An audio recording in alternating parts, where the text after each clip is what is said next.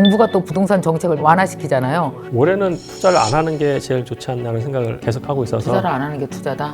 나중에 자기가 잃어버린 1억 8천을 언제 모을 거냐는 거예요.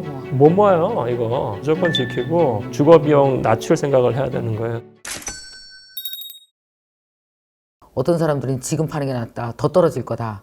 어떤 사람은 조금 있다가 올라갈 거니까 요새 왜 정부가 또 부동산 정책을 막 완화시키잖아요. 그렇죠. 예. 있어라 하는데 그런 분들에게 조언을 하신다면 제가 봤을 때 정부가 규제 완화는 앞으로도 조금씩 계속 할 것 같아요. 네.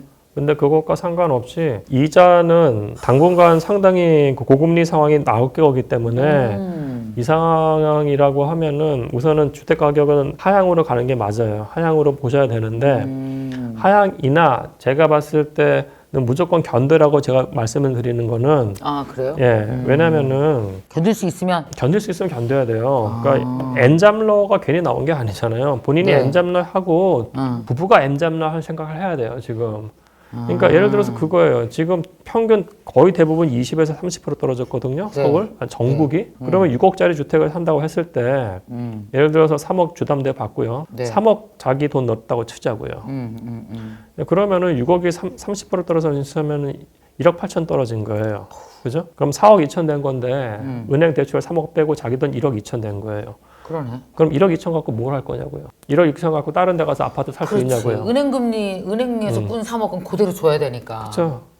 해가지고 내 돈만 깎인 거네. 이걸로 다른 데로 대체재 수단으로 들어가는 수가 지금 불가해요. 불가하지. 그리고 또 다른 건 뭐냐면은 우리나라 그래도 경기가 그 다른 나라처럼 뭐 마이너스 성장률을 그리고 한 나라는 아니기 때문에 성장을 한다고 했을 때 언젠가는 다시 반등을 하겠죠. 오케이. 그때 뭔가 자산을 잡으려고 하는데 지금 1억 2천 갖고 있고 나중에 자기가 날린 1억 8천을 언제 모을 거냐는 거예요. 못 모아요. 이거 못 모은다고. 그러니까 지금은 무조건 지켜야 돼요. 무조건 지키고 주거비용 낮출 생각을 해야 되는 거예요. 주거비용 낮출 생각. 주거비용은 낮추고 어디 가서라든지 엔잡을 해서 엔잡을 해야 돼요. 예. 부인이 전업주부였어. 그러면 너 나가 벌어. 벌어야 돼요. 벌어야 돼요. 부인을 막 째려보면서 혹시 뭐 할 거 없니? 뭐 공부해서 뭐라도 좀 할 거 없나? 뭐 스마트 스토어를 해야 되는 거 아닌가? 뭐 이렇게 명확히 얘기해 주니까 오히려 용기가 나네요. 예. 그래도 방향이 있어야지 이걸 해야 되는 건지 말아야 되는 건지. 절대 팔면 안 됩니다. 절대 팔면 그 돈 못 모아요. 그러니까 1억 8천을 어디서 회수할 데가 없을 거예요. 없어요. 예. 결국은 이게 다시 올라가야 되는 거지. 그렇죠. 그때까지 견뎌야 되는 그때까지 거예요. 견뎌야 되는 거예요. 그때까지. 예. 차라리 1억 8천이 다 사라지는 것보다 이자를 견디면서 그럼요. 1년 버티는 게 낫다. 상황을. 예. 왜냐하면은 명확해집니다. 2010년부터 2012년 말까지 3년간 다운턴이었거든요. 그때랑 지금 비교해서 그때가 훨씬 심각한 거예요, 사실은. 그랬어요? 예. 그때는 뭐 전 세계적으로 난리였으니까요, 사실은. 지금은 그래도 보면은 약간의 좋은 사인은 미국의 경기가 이것도 약간 좀 어폐가 있는 거지만은 미국의 경기가 상대적으로 빨리 안 꺾이고 있어요.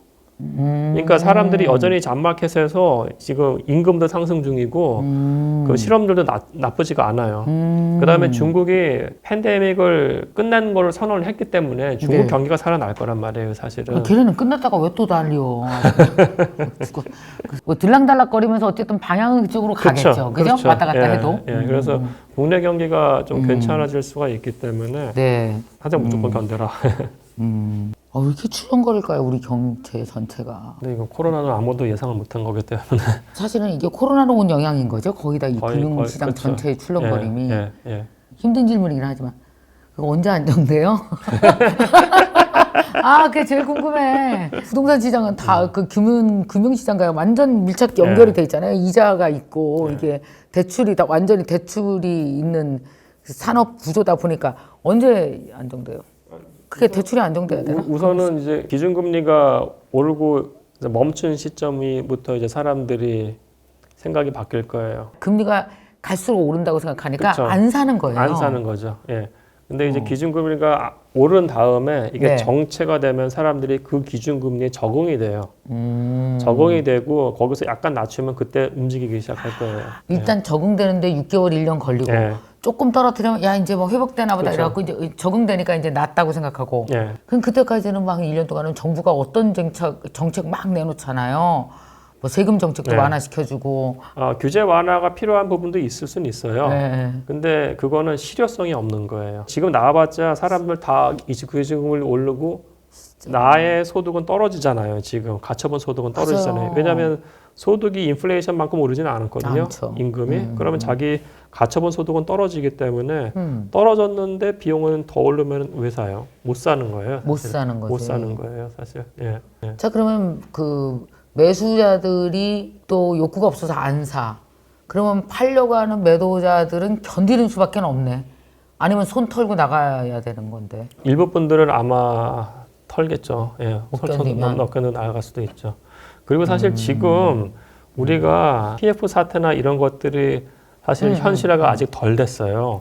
아, 그 PF 얘기 좀 해주세요. 그거 터지면 개인 쪽으로도 다 영향이 미쳐지는 거죠. 그럼요. PF가 건설 관련된 PF 회사채도 있습니다만은 네. 일반 회사채 시장도 지금 안 좋거든요. 여기서 이제 못 견디면 회사 파산이 일어난다고 하면 아직 일어나지는 않았어요, 사실은. 네, 네, 네.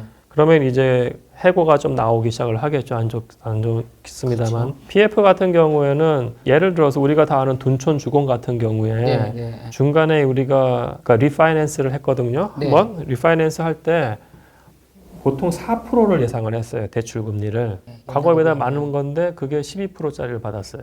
What? 둔촌 주공이. 그만큼 현금이 없구나. 그러니까- 어디서 못 구했네, 돈을 제대로.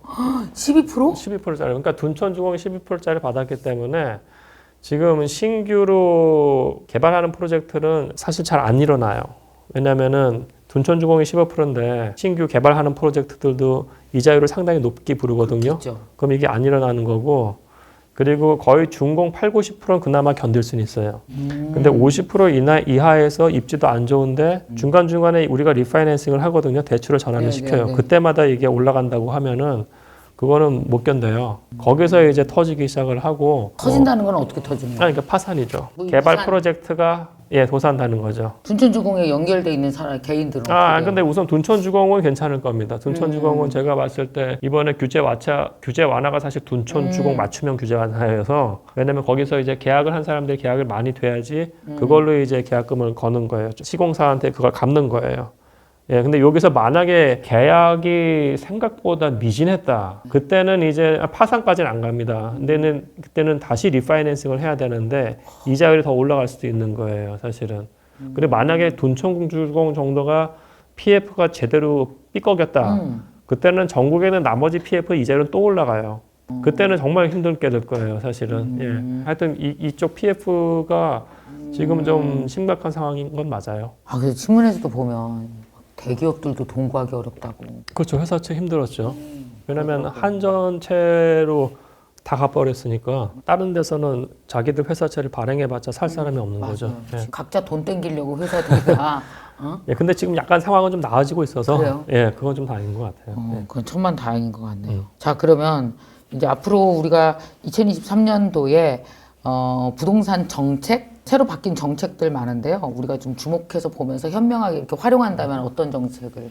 정부에서 나오는 정책들이 다 뭐 LTV, DTI 인하시키고 네, 네. 예를 들어서 뭐 특례 보금자리론 뭐 이런 것도 나왔거든요. 네, 네. 예, 그건 다 이제 금융 관련돼서 사람들이 주택을 살 때 금융 비용을 줄이는 그런 정책들이 나온 거예요. 네, 네, 네. 규제 완화 정책들은 나온 건 나온 건데 사람들의 심리는 사실은 금리가 올라갈 거기 때문에 맞아. 곧장 들어가진 않겠죠. 그쵸. 예, 근데 이게 완화시키는 정책들은 뭐 1년 있다가 없어지는 게 아니어서 물론 특례 보금자리로는 지금 상황은 어떻게 될지 모릅니다. 그거는 한시적인 상품인데 나머지들은 아마 계속 규제 완화 정책이 나올 거예요. 제가 봤을 때는 소비자분들은 이 금융 관련된 규제들이 어떻게 완화되고 있는지 잘 보셔야 돼요. 금융. 예, 네. 예. 신문을 보면은 그런 걸 제일 먼저 보게 되더라고요. 요새는 금융 관련된 게 어떻게 되나. 부동산 트렌드 2023 책에도 나오지만 이렇게 앞으로 어디는 이런 투자는 진짜 위험하다. 앞으로 여기는 더 안 된다. 뭐 이런 게 있을까요? 올해는 가급적 투자를 안 하는 게 제일 좋지 않나는 생각을 계속 하고 있어서 투자를 안 하는 게 투자다. 투자를 안 하고 현금을 모아라. 현금을 모아라고요. 현금을 모으라고 할 때마다 막 뼈 맞아. 현금이 없어. 모을 현금이 없어. 앞으로도 올해도 정책들이 좀 많이 나오겠죠? 완화 정책. 계속 나올 것 같아요, 저는. 왜? 가격이 떨어지고 안 되면 갑자기 훅 떨어질까봐 정부로서는 이걸 막으려고 정책을 계속 내잖아요. 왜 오를 때도 규제 정책 계속 나오듯이. 그렇죠. 그럼 예. 이번에도 계속 나오겠네요, 완화 정책이. 아마 계속 그럴 거예요. 그러니까 저는 사실은 생각하는 거는 부동산을 구매하고 파는 사람들은 장기적 플랜으로 사잖아요. 물론 일부 투기꾼도 있겠습니다만은 네네. 최소한 5년 이상 자기가 살 집 사는 거고 팔 집 생각하는 거잖아요. 그렇죠. 그러면은 이제 LTV DTI가 한번 정해지면 바뀌어서는 안 돼요. 바뀌어서는 안 돼요. 왜냐하면 사람들은 그걸 갖고 자기가 어떤 경제 활동을 할지를 생각을 하는 거거든요. 그렇죠. 세제 같은 것도 우리나라 보유세, 그러니까 종부세 빼면 보유세 비용이 낮기 때문에 보유세 약간 올리고 양도세 낮추는 방향으로 세제 혁신을 해야 되는 거지. 지금 찔끔찔끔 낮췄다 어쩌다 뭐 이런 거 하면 안 돼요. 예. 중간에 틈을 열어놔요. 우리나라 사람들 한시적으로. 아는 사람들만 그걸 이용해요. 아는 사람들만. 예를 들어서 2020년 1월부터 6월까지 2주택자가 팔 때 양도세 유예를 또 해줬어요. 그러면 2019년 12월에 판 사람은 뭐냐고요. 그렇고 그 동네 선수들만 살아남게. 지금 말씀하신 것처럼 이제 정부 정책을 안 믿는 거죠. 그렇지. 정부를 안 믿고 그러면. 언젠가지 풀어줄 때까지 다 기다리죠. 그렇죠. 다 기다리죠. 예. 지난주에 강남 2구 용산 빼고 부동산 규제 지역 다 풀겠다. 이건 어떻게 영향을 보세요? 이게 이제 토지거래 허가 구역 같은 것들을 네. 강남 3구하고 용산 빼고 다 풀어준 건데 저는 사실은 토지거래 허가 구역 자체를 만들었다는 것 자체가 웃긴 거기 때문에 이건 다 푸는 게 맞다고 봐요. 숨은 뜻이 있다고 하더라도 사람들은 다 피해서 다 해요. 강남에서도 이거 결국은 자금 출처 뭐냐 물어보는 거거든요. 예. 자금 출처는 돈이 많으면은 내가 현금 200억 있으면 내 현금을 통장에서 갖다 주면 그걸로 끝인 거예요, 사실은. 근데 강남에 들어가서 살고 싶은데 언저리에 있는 분들 있잖아요. 중산층과 상류층 언저리. 그분들은 1억 빌리기도 힘든데 갑자기 이렇게 딱 나오면은 1억을 소명을 해야 돼요. 9억까지 내 돈인데 1억이 없어요. 그 1억을 소명하려고 막 얘기를 하는 거예요. 사업자 대출도 꽤 갖다 이거 사업자 대출이 너 안 돼. 이런 거예요, 사실은. 근데 지금 거래가 어느 정도로 안 되냐면요. 강남 같은 경우에 9월 달하고 10월 달에 30건 이하예요. 그 넓은 지역에? 그 넓은 30건 이하예요. 그래서 이거 나온다고 갑자기 100건, 200건 되냐 그거 아니에요, 사실은. 그 강남이 한 달에 평균적으로 한 400에서 500건 했는데 그거 도달하기도 힘들어요. 이거 풀어줬다고 해봤자. 대출 규제 완화하는 이런 것들은 사실은 그 집 있는 사람들을 위한 거였어요. 집을 거래를 숨통을 트이기 위해서. 두 번째 PF는 돈 있는 재벌 건설업자 디벨로퍼들, 뭐 제가 아는 분들 많지만은 이분들이에요. 사회적 약자 임차인을 위한 정책 하나도 안 보여요 지금.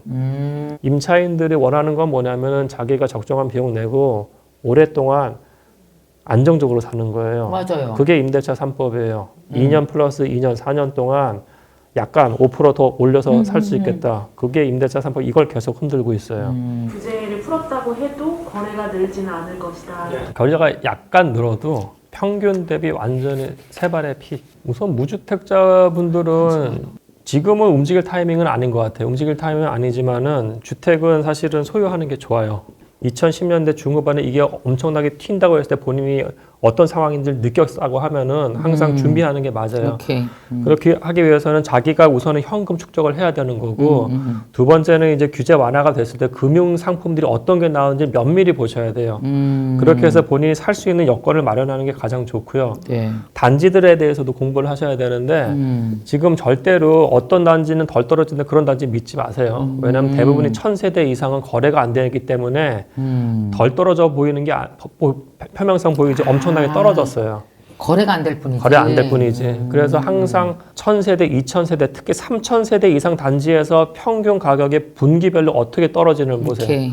특히 25평하고 33평 두 평대만 보세요. 나머지는 보지도 마시고. 당연히 의미 없어요. 단 의미가 없어요. 왜냐하면 이 두 평대가 가장 많기 때문에 그치. 지금은 샘플 사이즈 많은 것들을 갖고 본인이 지금 공부를 해야 돼요.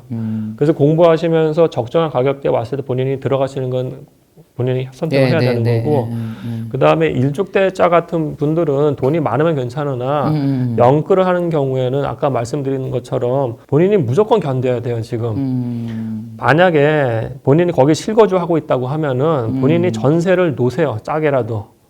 전세를 놔서 대출 비중을 줄여가지고 그걸 하고 본인은 빌라나 학업지로 다른 지역에 학업지로 가든지 더 싼 데 가서 싼 데 주거비용을 가서 줄여. 하고 엔잡러 하셔고 이걸 견뎌야 돼요. 그래야지 자산을 안 뺏겨요. 자산을 지키는 거지 코인 해가지고 엄청나게 돈 번다는 그런 꿈 꾸지 마시고. 뭐다 도망가죠. 예. 그러니까 어쨌든 난 요 정도 급에서 이런 지역에서 이렇게 살 거야 하면서 이자 감당하고 죽어나지 말고 그냥 포기해 삶의 질을 약간. 예. 그리고 나서 좀 더 덜 비싼데 쪽으로 이사 가. 그래서 조금 더 뭐 1시간 출근했으면 1시간 반 출근하고 그거 아껴서 그 집을 지켜. 그렇죠. 이거죠. 몸으로 네가 막아야 돼. 이거잖아. 그거에 몸으로 네 몸으로 막아야지. 막아. 몸으로 막고. 둘이 혼자 몸을 안 먹으면 두 몸으로 막아. 이 얘기네. 그래서 3년, 4년 후엔 다시 그 집으로 들어올 수 있으니까 그 전략을 가시고 근데 갈아타기가 진짜 힘든 거기 때문에 예를 들어가지고 이론상으로는 막 완벽할 것 같죠. 근데 예를 들어가지고 다운된 가격에 팔린다고 했을 때 돈이 얼마가 있을지 모르겠어요. 그거 갖고 다른 집을 갈아탄다고 했을 때 본인이 원하는 것 이상의 자본이 더 필요하다고 한다고 하면은 그때는 모든 게 망가지기 시작해요, 사실. 네, 그래서 이거 되게 조심하셔야 될 것 같아요. 저는 갈아타기를 성공한 사람 그렇게 많이 보질 못했어요. 부동산의 가장 위험한 게 사실은 황금성이잖아요. 그 얘기는 뭐냐면 거래가 본인이 원하는 대로 거래가 되지가 안 돼요. 네. 우리가 다주택자까지 걱정할 필요는 없을 것 같아요. 다주택자를 위해서는 제 생각에 계속 규제 완화가 일어나고 세제 혜택이 계속 일어날 거니까 본인이 선택인 것 같아요. 언제 팔지는. 한 30대 초반부터 60, 70 이렇게 살다 보면 집 가지고 위기에 처할 때가 사실 있어요. 그럼요. 네. 사람 누구나 다 닥쳐요. 그래갖고 왜 뭐 한 48평 아파트 살다가 갑자기 뭐 한 10몇 평으로 가서 잠시 견뎌서 올라와야 될 때도 있고 늘 이렇게 내 인생의 부나 집이 늘 상승세를 타는 건 아니거든요. 위기 맞을 때 있어요. 그죠? 그렇다 생각하고 또 견디셔야 될 것 같은 생각이 듭니다. 어쨌든 지금은 열심히 일하고 돈 벌면서 현재 내가 갖고 있는 걸 끝까지 방어하고 포기하지 말고 좀 잘 좀 견디면서 관망해보자. 네. 그렇게 가야 되겠네요. 네. 그죠? 네, 맞습니다. 네. 교수님의 특징은 이제 다른 어떤 부동산을 한쪽 측면에서만 보고 연구하고 그러는 분이 아니고 부동산 트렌드 뭐 2022, 2023 내년에도 또 내년에는 네, 또 2024가 나오겠네요. 그죠? 또 그것도 쓰시려면 1년 내내 연구하시겠네요. 들여다보고. 여러분이 더 궁금한 거 있으시면 댓글로도 좀 남겨주시고요. 교수님과 한 이야기 잘 듣고 새해 계획 잘 세우셨으면 좋겠습니다. 오늘 교수님 그럼 감사합니다. 네, 감사합니다. 네.